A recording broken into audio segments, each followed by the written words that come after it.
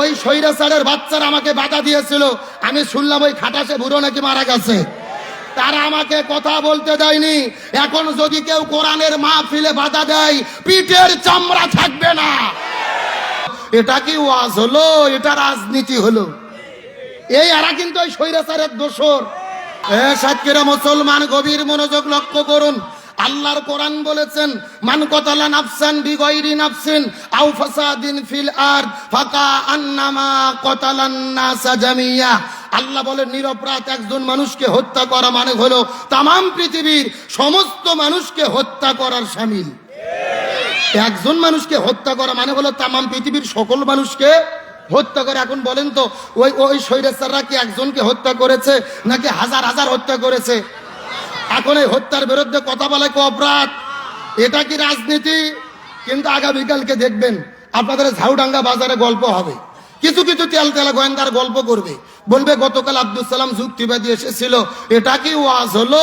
এটা রাজনীতি হলো? এই এরা কিন্তু ওই স্বৈরাচারের দোসর, ওই দলের লোক। কিন্তু এখন আর তাদের নিজেদের দলের পরিচয় দেয় না। এখন নিজেদের দলের পরিচয় পরিবর্তন করে, খোলস পরিবর্তন করে এখন তারা সুশীল সেজেছে। সুশীল জোরে বলেন, কি শীল? মনে করবেন আগামীকাল আজকের ওয়াজের বিরোধিতা করবে যারা, স্বৈরাচারের দোসর তারা। তার কারণ রসুল বলেছেন, শুধু হাতের মধ্যে তরোয়াল নিয়ে যুদ্ধ করা জিহাদ নয়, জালেমের জুলুমের বিরুদ্ধে কথা বলা সবচাইতে বড় জিহাদ। আর ওই জালেমের বিরুদ্ধে আমি হাসিনা বেঁচে থাকতেও, এই দেশে থাকতেও কথা বলেছি, এখনো বলে যাব। গত 3 বছর আগে 5 রতিতে মাহফিলে এসেছিলাম, আপনারা জানেন না? ওই স্বৈরাচারের বাচ্চারা আমাকে বাধা দিয়েছিল, আমি শুনলাম ওই খাটাসে বুড়ো নাকি মারা গেছে। তারা আমাকে কথা বলতে দেয়নি। এখন যদি কেউ কোরআনের মাহফিলে বাধা দেয়, পিঠের চামড়া থাকবে না। এখন আবার নতুন করে কিছু মুফতি বেরোয়েছে। মুফতি জীবনে মাদ্রাসার বারান্দায় যায়নি। এরা কি বলে জানেন? বলে এখন আর মাহফিলে যাই লাভ নাই, ওয়াজ শুনে লাভ নাই। কারণ কি? বলে মাহফিল আর ওয়াজ হয় না, শুধু গিবত হয়, গিবত হয়। এ শোনেননি?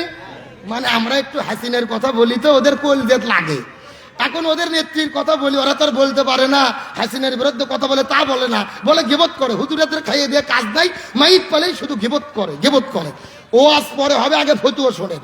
গিবত হলো 2 প্রকার। জোরে বলেন, কয় প্রকার? একটা গিবত হলো হারাম, আর একটা গিবত হলো জায়েজ। একটা গিবত হারাম, আর একটা গিবত। এখন কোন গিবত জায়েজ কোরআন থেকে জানার দরকার আছে না নাই? ফতুয়া ভালো করে শোনেন। আল্লাহ নিজেই কোরআনে গিবত করছে। গিবত করে কি বলেছেন? তাব্বাত ইয়াদা আবি লাহাবি ওয়া তাব। আল্লাহ বলতেছেন আবু জেহেলের হাতও ধ্বংস হোক, পাও ধ্বংস হোক, 14 গোষ্ঠী ধ্বংস হোক। কার কথা? আল্লাহ কি কোরআনে আবু লাহাবের গিবত করেনি? আচ্ছা বলেন, কি এই কোরআনে কি আল্লাহ আবু জেহেলের বিরুদ্ধে বলেনি? ফিরাউনের বিরুদ্ধে বলেনি? নমরুদের বিরুদ্ধে বলেনি? তার মানে বোঝা গেল যাদের চরিত্র ফিরাউন, নমরুদ, আবু জেহেল, হামান কারুনের সাথে মিলে যাবে, এদের বিরুদ্ধে গিবত করা শুধু জায়েজ না, এদের বিরুদ্ধে গিবত করা ফরজ। এদের বিরুদ্ধে গিবত করা কি? হ্যাঁ, এখন আপনার নেত্রীর সঙ্গে আবু জেহেলের চরিত্র মিলে যাচ্ছে। ফতুয়া ভালো করে মুখস্থ করে এদেরকে দাঁত ভাঙা জবাব দেবেন। তার কারণ বাংলাদেশের সাইকুল হাদিস আল্লামা মামুনুল হক নাম শুনেছেন? উনি একটা কথা বলছে। উনি কি বলছে জানেন? উনি বলছে যে আবু জেহেল, ফিরাউন, নমরুদ, হামান, কারুন, এই 5 জনকে একটা গিলাসের মধ্যে রাখে একটা ঘন্টন মারলে একটা হাসিনা তৈরি হয়। কথা কি বুঝেছেন? তার মানে ফিরাউন, নমরুদ, আবু জেহেল, হামান, কারুন, এদের মধ্যে যেই যেই বৈশিষ্ট্য ছিল, আমার দেশের রাবিয়া বস্ত্রী হাসিনের মধ্যেও তাতা। যদি তাতা থাকে, আমরা কি কোরআন থেকে বলবো না?